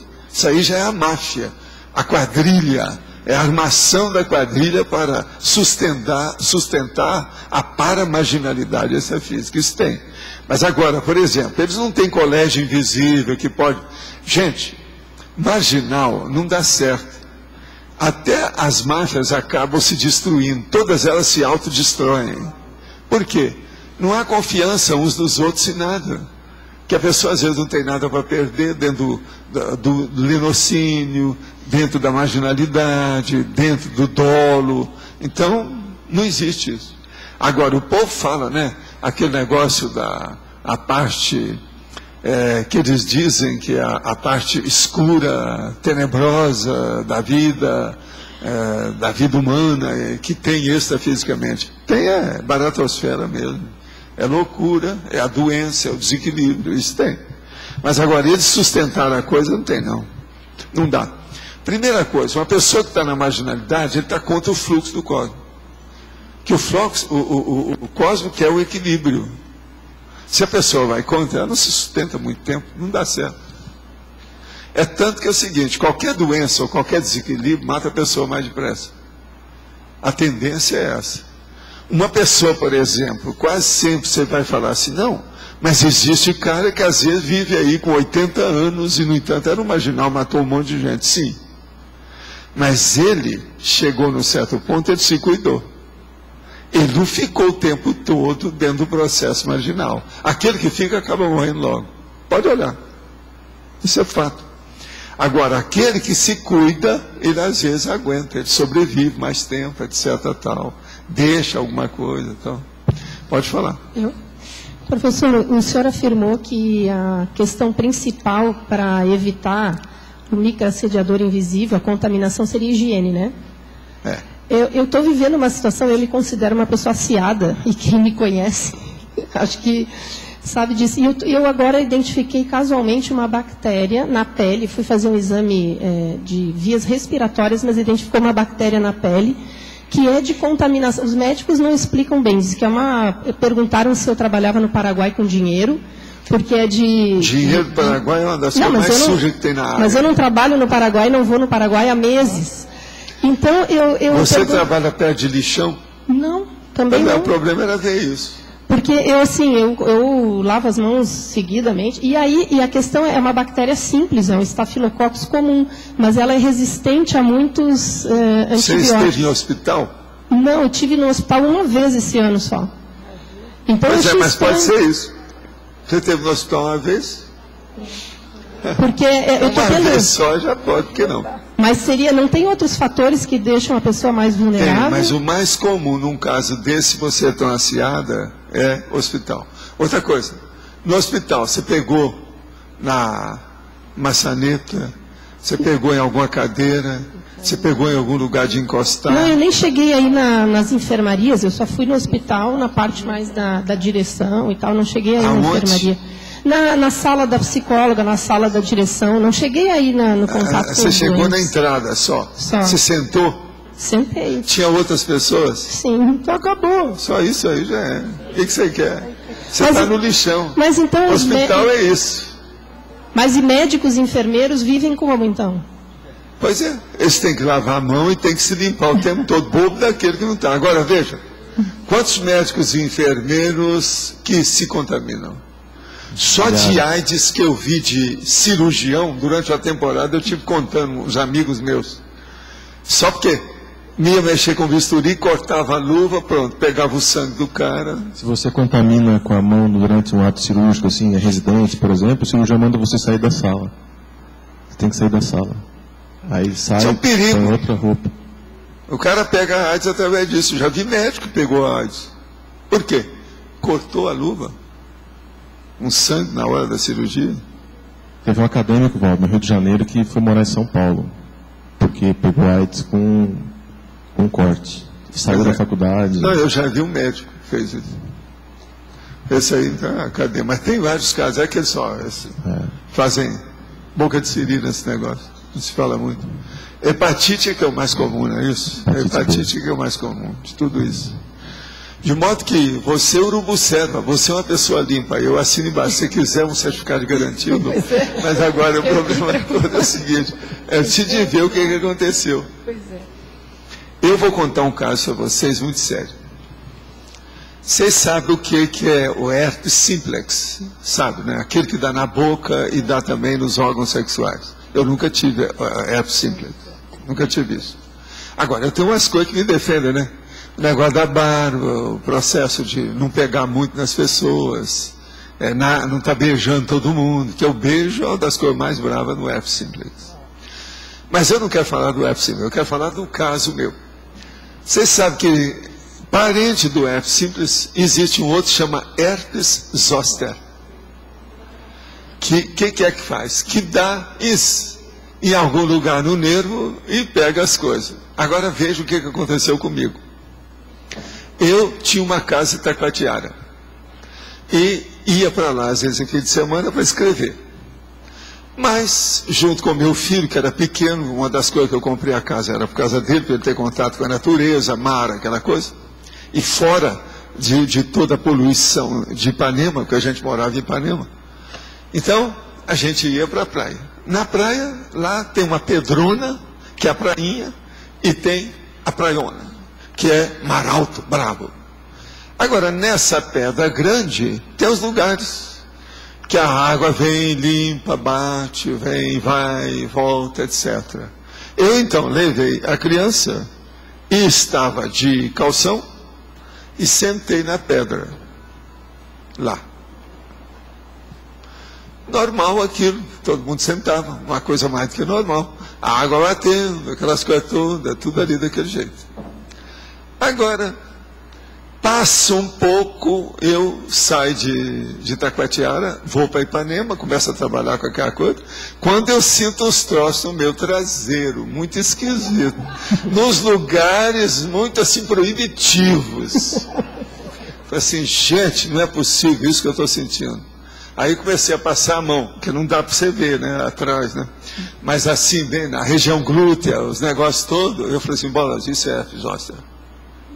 Mas eu não vou ouvir só a minha opinião, porque eu não estou vendo bem aí o que é que se passa. eu estou com herpes zoster, isso aí é batata, por causa disso. Fui lá no médico, ele examinou e falou assim, isso é herpes zoster, assim.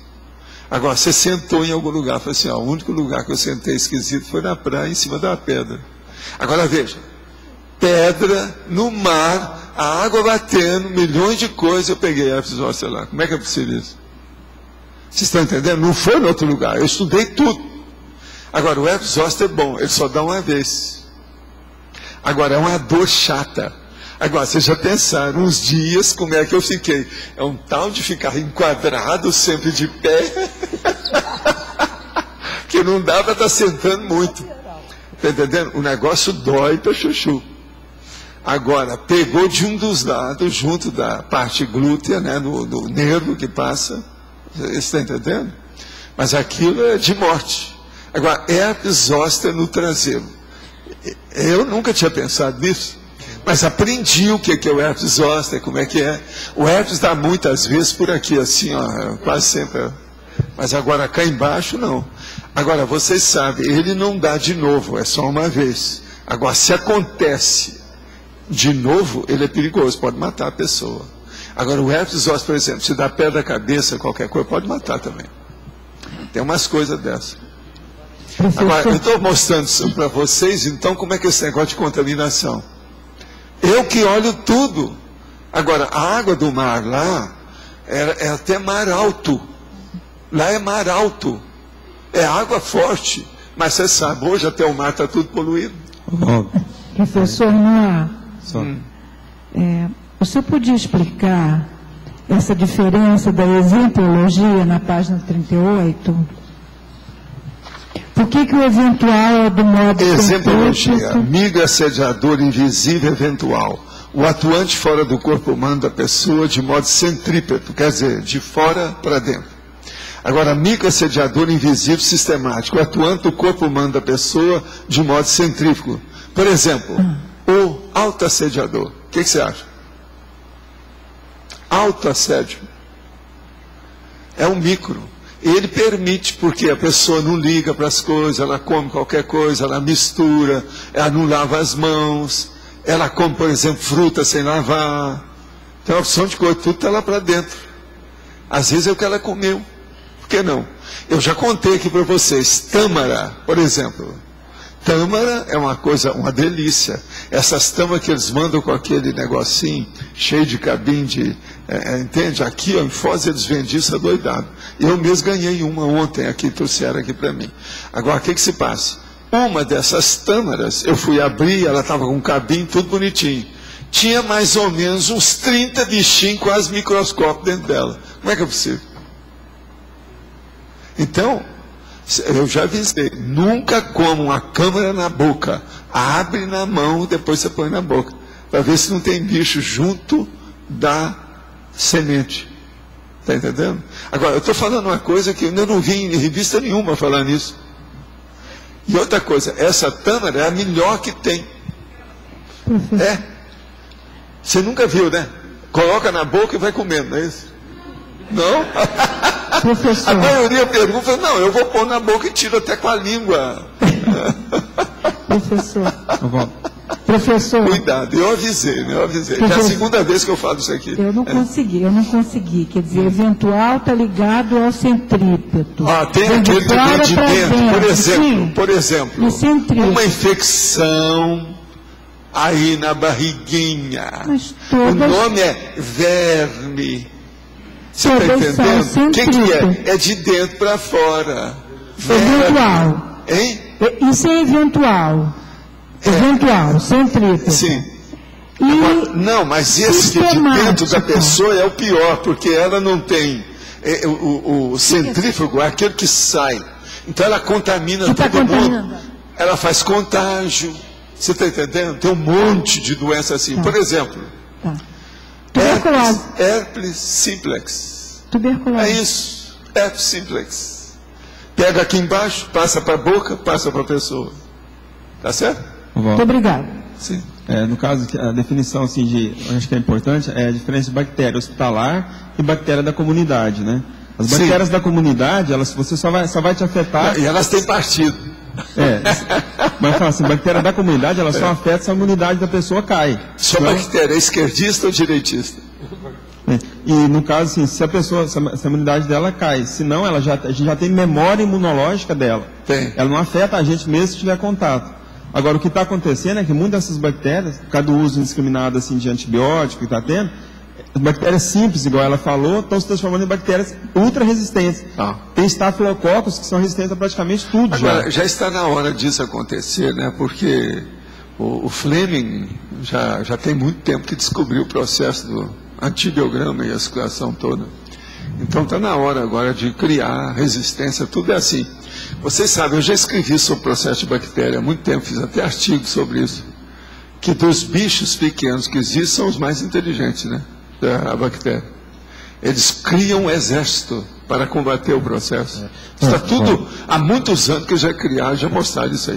Esse lance da pessoa usar antibiótico, estou com uma faringitezinha, uma dorzinha aqui, toma um antibiótico. Azitromicina que o povo mais gosta, que é um comprimido só, toma num dia e já resolve. Isso é um problemão, porque combate todas as bactérias, altera o perfil, a harmonia entre as bactérias do corpo, a imunologia vai embora e depois a pessoa começa a ter infecção de repetição e não sabe de onde está vindo. Agora, são os efeitos mediatos. Isso aqui é o negócio, ninguém pensa nisso. A azitromicina mesmo, praticamente não tem efeito muito pouco hoje em dia. E outra coisa, tem a memória cruzada também. Se a pessoa viaja muito, ela tem mais contatos, ela vai ter uma imunidade muito maior a bactérias que ela nunca teve contato. É isso aí. Tem essa coisa. Agora, gente, vocês que são médicos, a minha opinião de muitos anos é a seguinte: eu acho que nós vamos ter oportunamente uma medicina especializada chamada medicina mediata. Mediata. Que é o que está precisando. Essa especialidade não apareceu ainda. Mas tem que fazer uma especialidade imensa, que é medicina mediata. Você está entendendo o que eu estou falando? Só para estudar o processo que acontece depois. Então é pegar tudo que tem na medicina e ver o que acontece depois, que o povo esquece. Nós precisamos de levar esse assunto para frente. Eu já tenho falado disso faz mais ou menos uns 15 anos. A medicina imediata, que é muito mais séria do que a profilática, muito mais séria do que a higiênica, mais do que tudo isso. Quer ver o que vai acontecer com aquilo que você está fazendo agora? Vamos ver agora. Não, agora. O que vai acontecer daqui a pouco? E começar já a estudar o aqui a pouco. O que é que já tem? A perspectiva. Então isso é uma coisa séria. Professor. Agora, gente, aqui outra que tem aqui, uma reportagem da Folha de 25 de março da agora, um japonês sobreviveu a 2 bombas atômicas, está com 93 anos de idade. É possível que ele tenha macrosoma? Qual seria a sua análise nesse caso? Olha, eu cheguei a ver esse caso, eu não sei se seja macrosoma não, só uma circunstância da própria vida. Ele escapou. Agora, uma coisa deve ser, esse cara deve ter alguma assistência. Alguma coisa deve fazer nesse sentido, para fugir disso. Agora, eu não acho que só isso aí seja macrosoma, não. Acho que não seja, não. Gostaria de saber sobre a cremação e os micro-organismos que temos no soma. Sei que o professor é a favor da cremação. Então, estão destruindo os micro-organismos que são princípios conscienciais? É isso mesmo? Sim. Por isso que eu sou favorável ao aborto. A mesma coisa. Tem a opção de coisa do aborto que a gente tem que fazer. Agora, em homenagem aqui ao nosso amigo, eu vou fazer mais uma vez, é a 3ª vez que eu faço. Olha só a minha performance. Veja bem. Estou aqui, salivei bastante. Aí eu faço isso. Engoli. Isso chama deglutição. Salivação e deglutição. Eu acabei com um monte de bactéria a hora que eu fiz isso. Tá certo? Estou ajudando a evolução das bactérias. Entendeu? Então a gente tem que ajudar a evolução desses bichinhos, não tem outro jeito. De modo que na cremação eu vou ajudar alguma coisa, mas vou ajudar muito mais do que isso. Vou ajudar o processo das pessoas não serem exploradas através da energia que ficar no meu corpo. Isso é que eu acho bom, que a hora que crema não tem mais o ponto de definição, né? Às vezes é bom. Professor, complementando quando o senhor falou sobre herpes zoster, eu li sobre bastante sobre isso, porque eu tive varicela quando era pequena, 9 anos mais ou menos. E apareceu, quando pequena, o herpes zoster. Então, eu comecei a pesquisar e vi que poderia ser sequela da varicela. E realmente encontrei em livros científicos o vírus o herpes zoster como o vírus da varicela. Parece então, ter uma relação. E nesse caso, mas se não for totalmente curada, ela pode característica, é retornar. muito diferente de varicela, tá? A apresentação, modo de ser, as coisas todas. São duas doenças bem claras. E no caso do vírus da varicela, que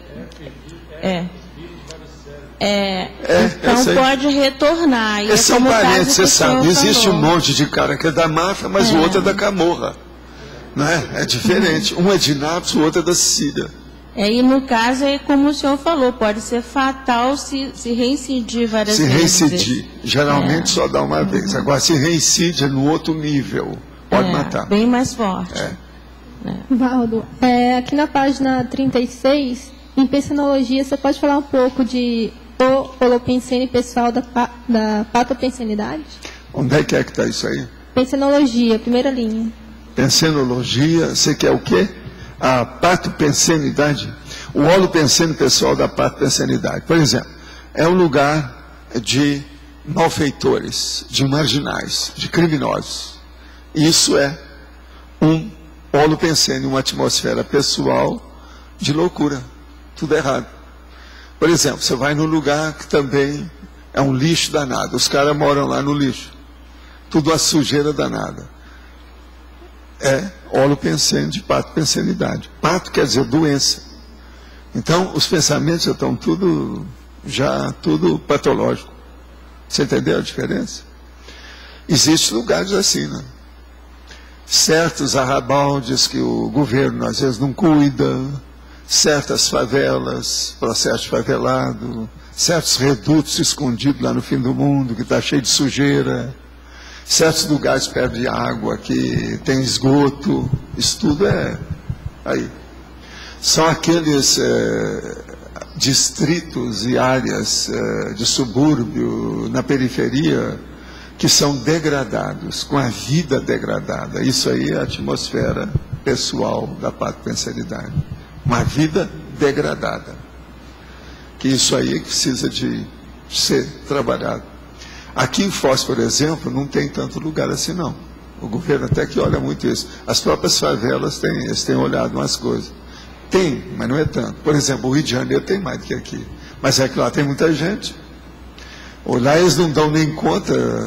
No Rio, quando eu morava lá, a gente via. Em 15 dias se formava a favela, não tinha nada ali. 15 dias parecia aquele monte de coisa. 15 dias a favela estava formada. Então isso aí tem muita coisa atrapalhada. Igual o Rio, por exemplo. Tem muito lugar de esgoto que o povo mora, perto de lixões. Isso tudo aí é degradado. Entendeu? O que é?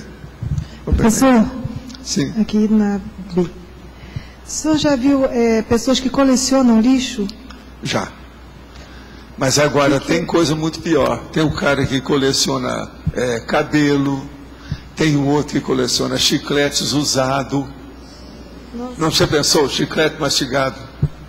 Mas assim, a casa da pessoa gente doida. Totalmente. Gente totalmente doida. A pessoa chega em casa sempre com uma sacolinha de lixo. Tem, mas não é isso. Tem o caso daquela mulher que lá pelas tantas descobriram na casa dela, ela tinha 26 cômodos cheios de lixo, que ela colecionava também.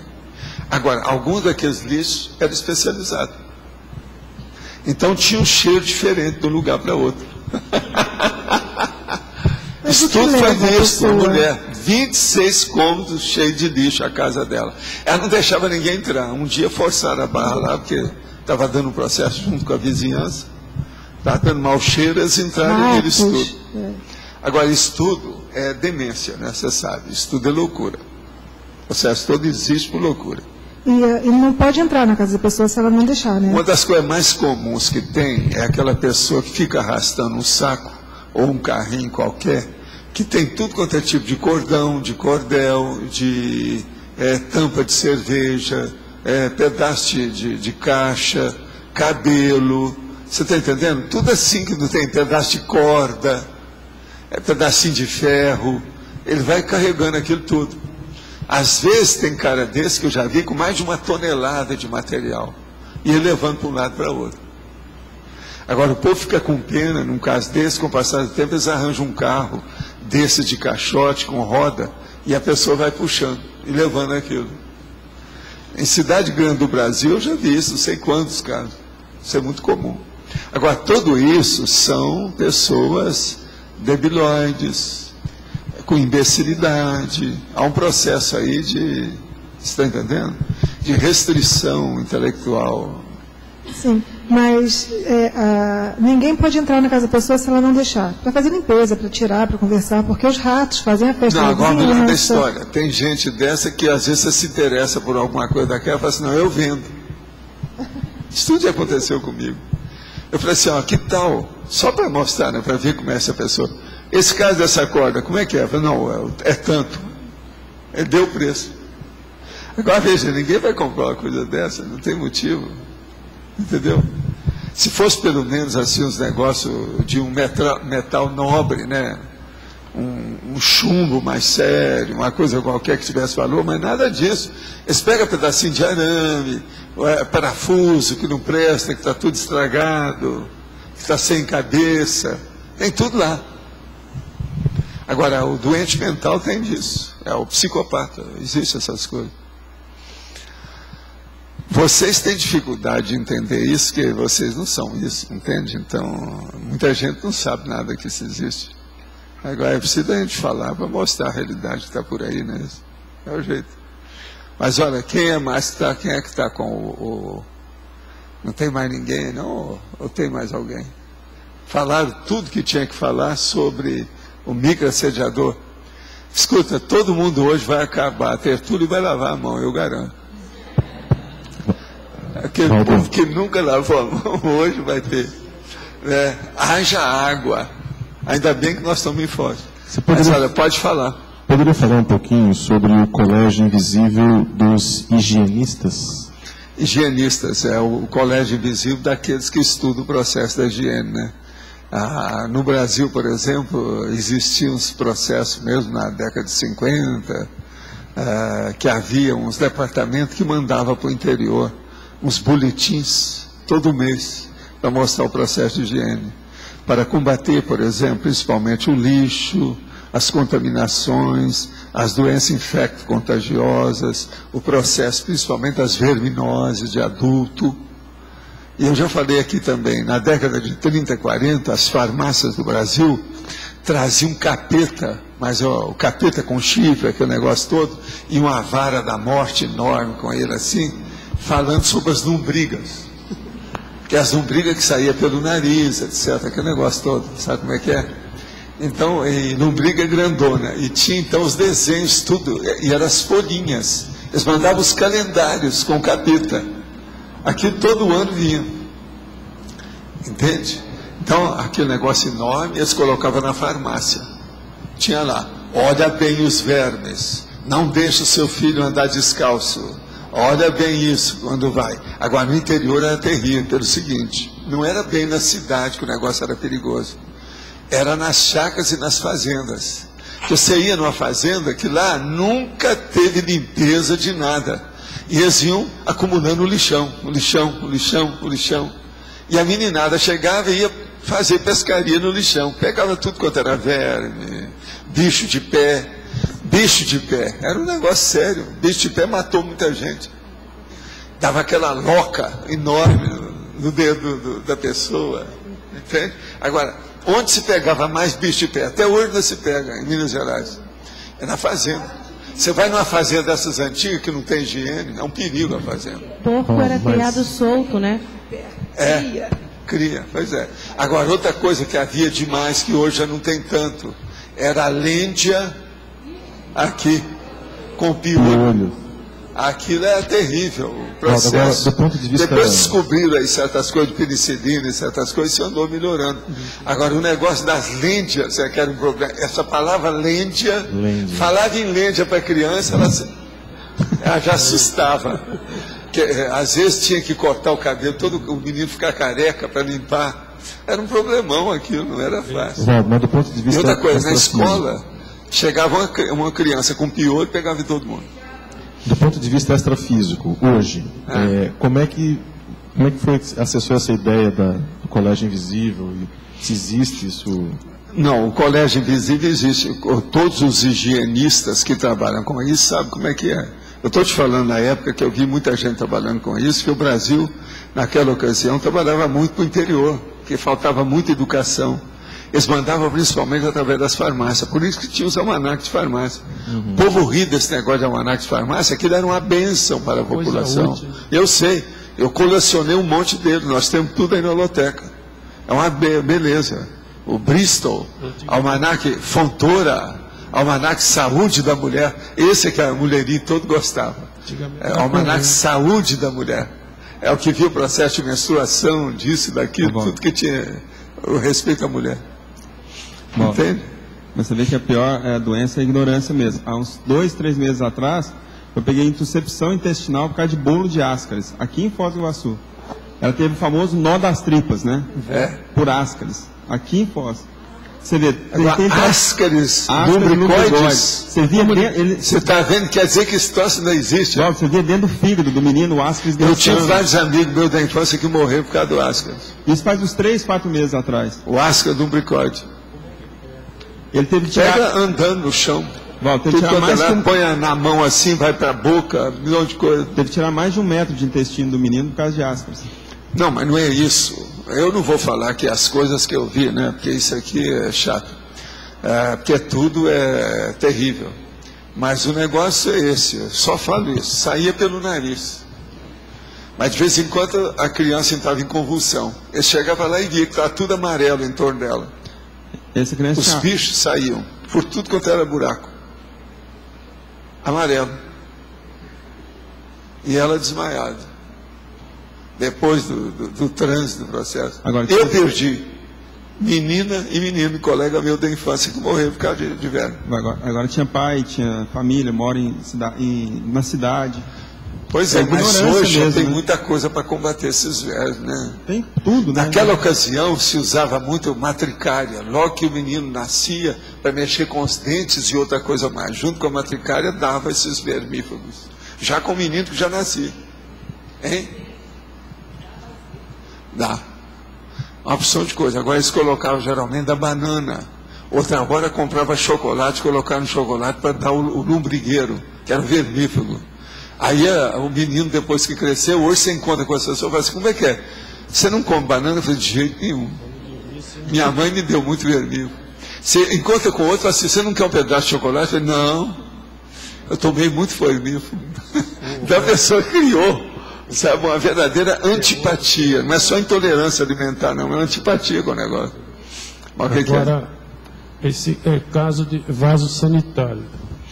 Por exemplo, em banheiros públicos, eu evito de usar ao máximo. Quando preciso usar, eu não sento nunca. Agora, se fica de cócoras, pode quebrar aquilo, sei lá. Ah, pô.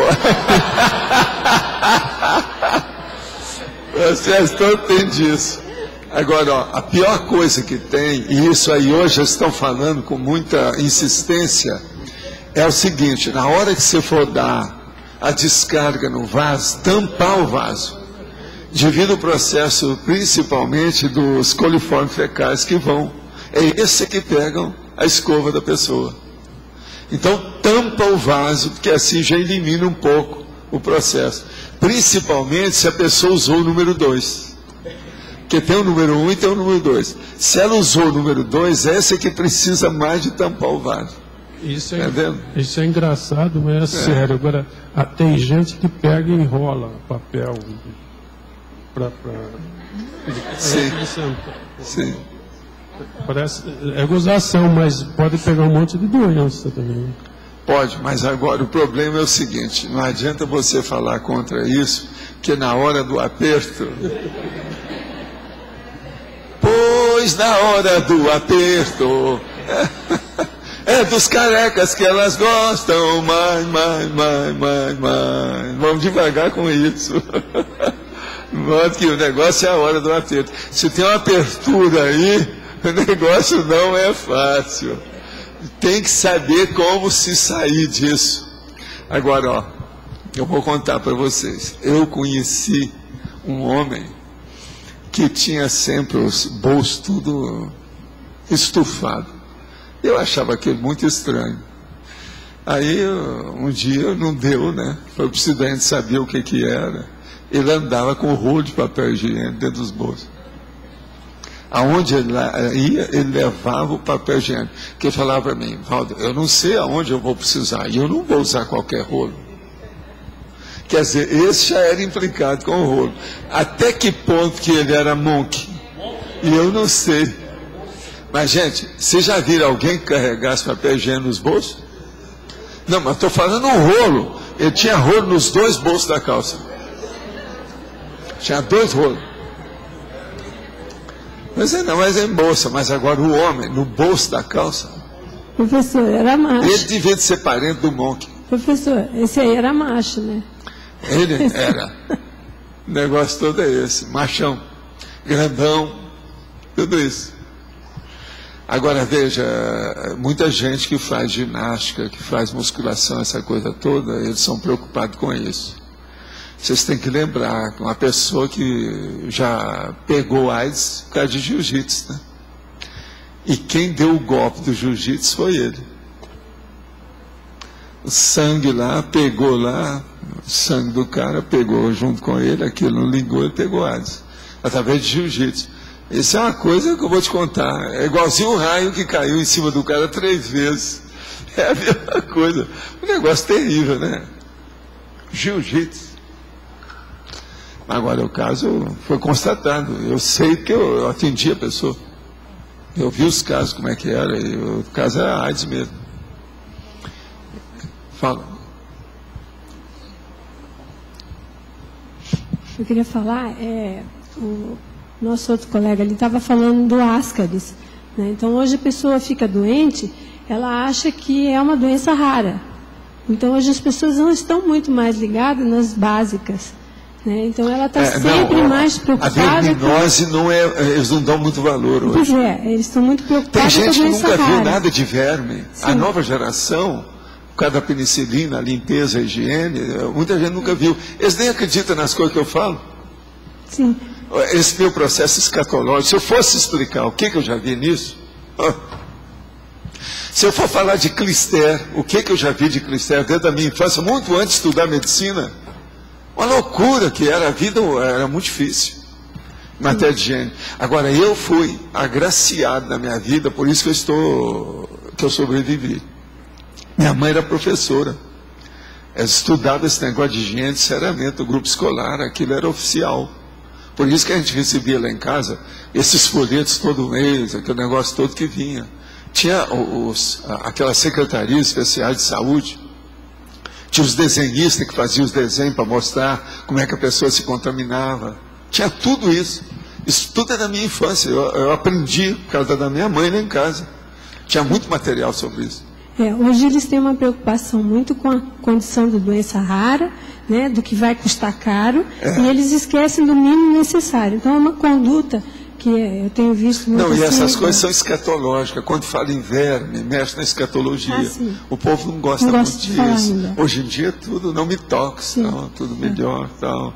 Isso aí é uma bobagem. Né? E que eles acham que a industrialização traz sempre a melhora. Então, começa a questão da comida, né? A pessoa hoje come tudo que é fast food, achando que aquilo é o ideal, é o melhor.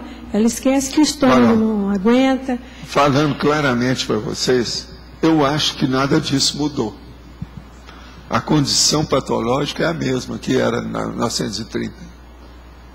A diferença é apenas de apresentação. Mas os resultados negativos e patológicos são os mesmos. Por exemplo, a sífilis, que eu via lá, a Nicola Flávia, o processo da AIDS é até pior do que a sífilis que era. Então, em vez de sífilis, você coloca AIDS. É a mesma coisa. Então, veja, a partir disso, o que é que mudou? Praticamente não mudou nada. Agora, veja, com penicilina, com tudo isso, veja, a própria penicilina está vindo, ela mesma agora já está criando a doença. Os hospitais, nunca se criou tanta doença como atualmente. Outra coisa, erros médicos, nunca existiu tanto como atualmente. Agora, por quê? Devido também ao aumento da população, a explosão demográfica, essa coisa toda. Então, o que eu vejo é o seguinte, em matéria de patologia, a rigor, se nós formos levar na ponta do lápis e colocar estatísticas disso tudo, não mudou nada. Se você vê a expansão da demografia, a explosão demográfica, vai mostrar que aquelas deficiências de 1930 são as mesmas com, vamos dizer, equivalentes. Hoje nós temos equivalente daquilo. Cada um você pode pôr no lugar, que vai aparecer tudo. Só esse processo, por exemplo, da sífilis com AIDS, pensa só nisso, vocês vão me dar razão. Que a sífilis era uma coisa de assustar qualquer um, negócio não era outra coisa. A sífilis já vinha há séculos, daquele jeito. Agora entrou a AIDS, que é muito pior.